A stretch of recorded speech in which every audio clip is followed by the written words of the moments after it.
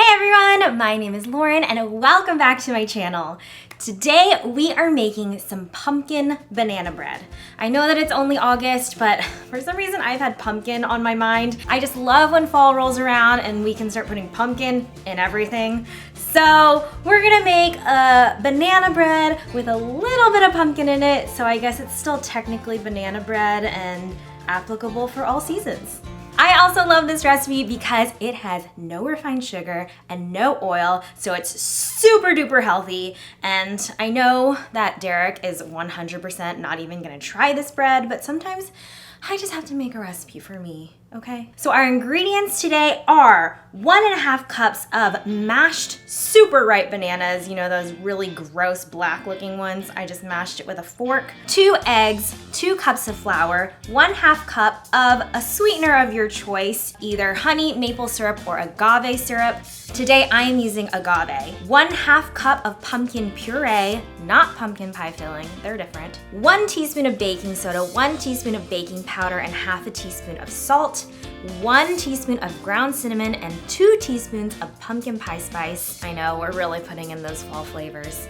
And 1 teaspoon of vanilla extract. Today we're not even using our mixer. How amazing is that?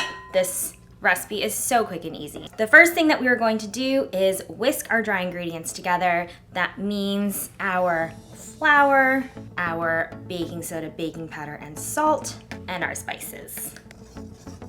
Make sure it's nice and combined and that there's no big lumps. Keep the whisk, and we're gonna set this aside.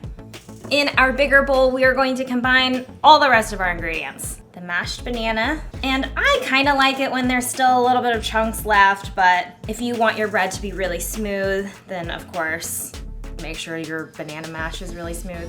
The pumpkin puree. I don't know why I love pumpkin so much, but I know that I'm not alone. Our sweetener, vanilla extract, and our 2 eggs. I'm gonna use my whisk to mix together these wet ingredients.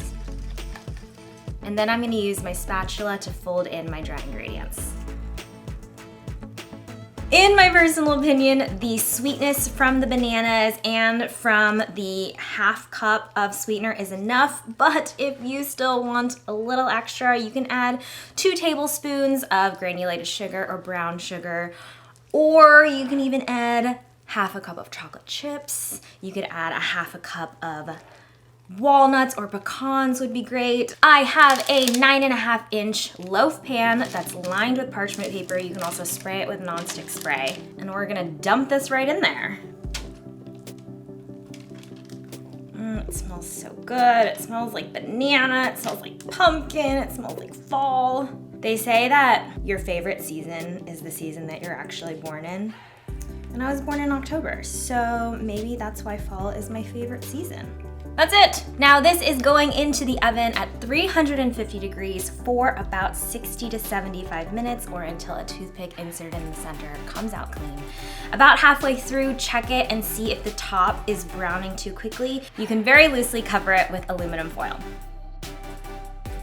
Our pumpkin banana bread is finally done and finally cool. I actually recommend refrigerating it for at least an hour or overnight because, believe it or not, the texture and the taste get better over time. But I was impatient, so I've already cut it and we're gonna try it right now.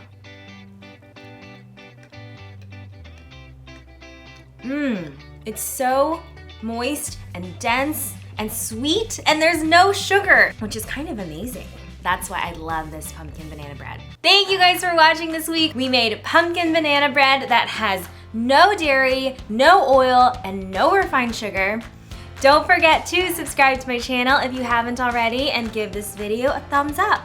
Share it with your friends. Comment below if you feel like it. Check out those links. There's a link to the written recipe as well as other fun stuff like my social media, my Patreon page. Go check out those links. And I will see you guys next week. Bye.